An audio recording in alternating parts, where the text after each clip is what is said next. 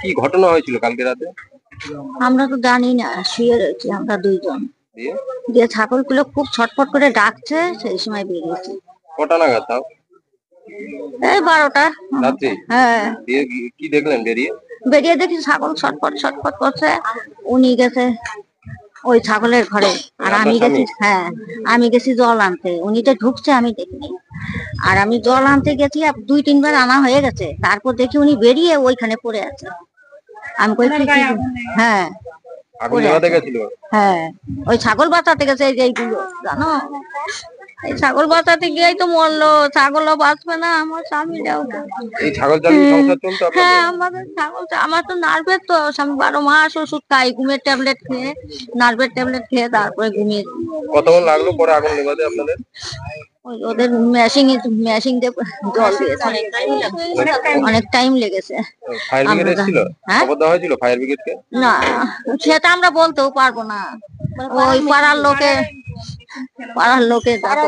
আমাদের তো সেই সময় জ্ঞানই ছিল না। আর উনি তো পড়েই গেছে ওইখানটা।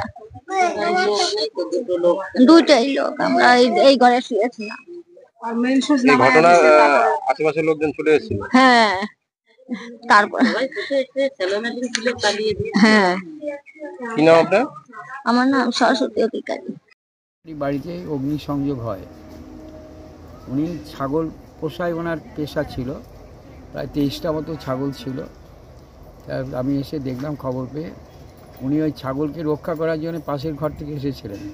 নিজেও অগ্নিদগ্ধ হয়েছেন, আর ছাগলগুলো অগ্নিদগ্ধ হয়ে প্রায় 4টে মাত্র বেঁচে আছে। ছাগলগুলো মারা যাবে হয়েছে, আবার নিজেও মারা গেছেন। তার পোস্টমর্টম ওটা দেখতে এসেছিলাম। পাশের বাড়িটাও একটু ক্ষতিগ্রস্ত হয়েছে ভেতরে, এটা দেখতে এসেছিলাম। কার বাড়ি পুড়েছিল? নিখিল অধিকারী। নিখিল অধিকারী নিজে মারা গেছেন, তারই বাড়ি। কোন এলাকায়? এটা হচ্ছে সমুদ্রগড় গ্রাম পঞ্চায়েতের, এটা চাপাহাটি নিচু মাঠ বলে।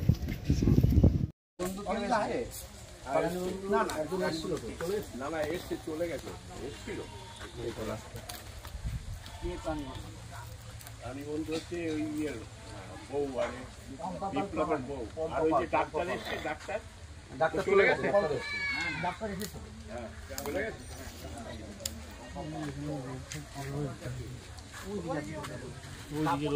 ওই পাশে পড়ে আছে। আকাশ দাও।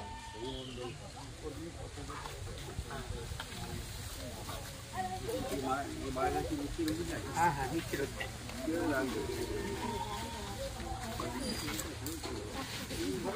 ছাগল খাচ্ছে। ছাগল কাটছে আগে মাঠে চাষ করতো, যে ঘাস ফাস কেটে ওই ছোট প্রথম থেকেই ছাগলের একটা আমরা চেষ্টাও করি কি করেছিল সকালেই